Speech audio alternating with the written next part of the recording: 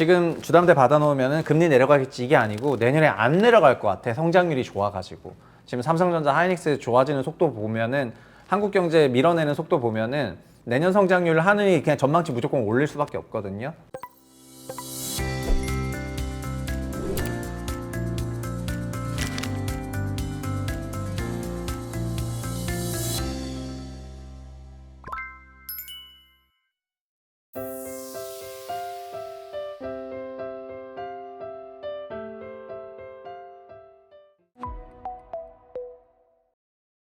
안녕하세요, 최부심입니다. 금리 인하를 기대하시는 분들이 부동산 씬에 굉장히 많다고 알고 있는데 금리 인하가 끝난 것 같아. 여튼 그런 내용입니다.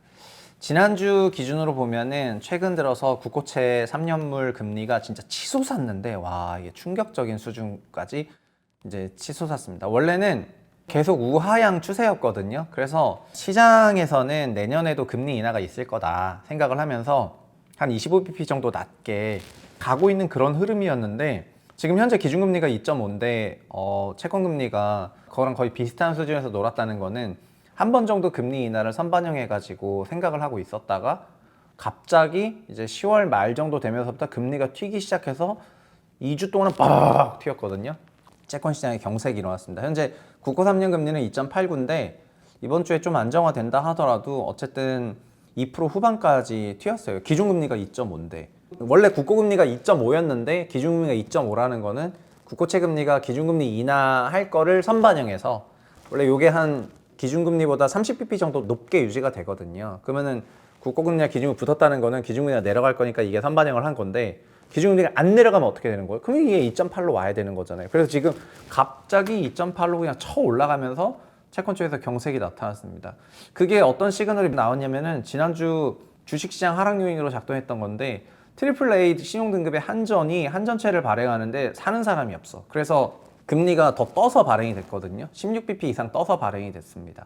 그러니까 지금 저희가 한 번 인하할 때마다 25bp를 건드리는데 16bp 이상 떠서 발행된 걸 보니까 다들 이제 심각하다고 좀 느껴가지고 기사를 좀 더 보시면은 한전이 이날 조달에 나선 3년물을 민평금리 대비 14.7bp 높은 수준의 2,700억 발행하게 된 거고요. 5년물은 민평금리 16.3bp 상회하는 수준에서 2,200억을 찍게 되었습니다. 4,900억 이렇게 찍었습니다. 다른 공사채는 유찰하는 경우가 많은데 대폭 높은 금리에 낙찰이 이루어졌기 때문에 시장이 일단 충격이었고 그 증권사 채권 딜러들이 크레딧 시장의 본격적인 조정을 알리는 서막과 같다, 충격이다 해가지고 지난주 금요일이었죠. 금요일에 완전 이제 충격을 받았습니다. 근데 이렇게 된 배경은 전체적으로 먼저 한국은행이 11월에는 인하할 거라고 생각했는데 10월 금리 동결했고 11월도 금리 동결할 것 같은 그런 분위기가 되면서 기본적으로 그래 11월까지는 금리 동결하고 그래도 내년 인하를 생각하고 3년 금리가 이제 25bp 인하를 선반영하고 있었던 거였어요. 근데 내년 인하하겠지라는 전반적인 생각은 뭐냐면 내년 경기가 뭐 좀 전체적으로 뭐 인하할 만하잖아 하는 이런 생각이었는데 10월 말에 그러니까 에이펙 바로 직전에 3분기 GDP가 나왔는데 우리나라 3분기 GDP가 전기비 1.2%가 나와버렸죠. 이게 무슨 의미냐면은 올해 1분기가 마이너스 0.2 이걸로 막 이제 대선 과정에서 1분기 경제 성장률이 마이너스일 수가 있냐 이러면서 막 이런 얘기가 있었는데 2분기 0.7 3분기 1.2가 나와버렸네요. 그러면은 올해 우리나라 성장률이 1% 후반일 것 같다는 거예요. 내년은 어떻게 전망하냐면 원래 한은에서는 올해 0.9로 보고 내년에는 1.8 정도로 봤는데 올해 1% 초반 나오고 내년에는 그냥 2% 넘어갈 것 같은 느낌이죠. 2.3이나 2.5 이상으로 넘어갈 것 같은 그런 느낌입니다. 그러면은 이제 물가도 있으니까 물가도 2% 생각하면은 저희 성장률이 4.5라는 거예요, 명목으로. 4.5 성장하는데 2.5% 금리는 되게 완화적인 거 아니에요? 그래서 현재 우리나라 기준금리는 되게 완화적인 해? 이런 생각을 해가지고 더 안 내려가겠구나라는 생각을 하는 겁니다.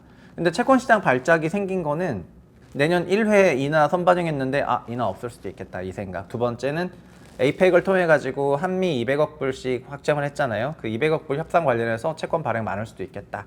이런 생각을 하면 채권 공급 늘어나겠네. 근데 또 주식이 너무 좋다 보니까 돈들이 주식으로 와가지고 은행들이 채권 매입을 위한 소위 레포 펀드를 구축을 하는데 그 레포에 돈이 안 들어와. 주식이 좀 좋다 보니까. 그래서 은행 같은 그런 수요자들이 채권에서 빠져버리니까 이제 채권 금리가 튀기 시작을 한 건데 약간 작은 미니 레고랜드 사태가 유사한 스킴으로 채권 금리가 조금 튀었죠. 근데 금리가 이렇게 좀 튀게 되면은 굳이 지금 사야 되는 나중에 또 사면 되지 하면서 더 위축이 돼가지고 지난주에 채권 발작이 있었거든요. 근데 이런 발작들이 있어가지고 시장에 큰 조정이 있었는데 그냥 부동산 씬에서는 내년에 금리 인하가 있다고 생각하는 건지 잘 모르겠지만요. 내년에 금리 인하 없을 가능성이 굉장히 높습니다. 현재 기준으로는요. 시장은 지난주부터 내년에 인하 없다는 거를 그냥 거의 칼선반영하고 있는 그런 상황이라고 생각이 되고요. 그리고 10월 29일부터는 스트레스 DSR 300bp로 올라갔는데 제가 스트레스 DSR 관련해서 막 이제 여러 가지 그냥 뭐 성토를 하니까 스트레스 DSR이 150에서 300으로 올라간 것뿐만 아니라 적용률도 이제 많이 적용이 될 것 같거든요. 그래서 주택 쪽으로는 돈을 완전 확실하게 잡아촴 것 같은데 대출 금리가 내려갈 일이 없다는 거가 지금 이제 예상해야 되는 그런 포인트가 되겠습니다. 그러니까 지금 주담대 받아놓으면은 금리 내려가겠지 이게 아니고 내년에 안 내려갈 것 같아. 성장률이 좋아가지고. 지금 삼성전자, 하이닉스 좋아지는 속도 보면은 한국경제 밀어내는 속도 보면은 내년 성장률 하늘이 그냥 전망치 무조건 올릴 수밖에 없거든요. 아, 내년 1.8 봤는데 미안하다. 한 2.2 사면 될 것 같아. 이렇게 올린다면은 하늘은 보수적이니까 1.8에서 2.1로만 올려도 그럼 금리 인하는 없는 거예요.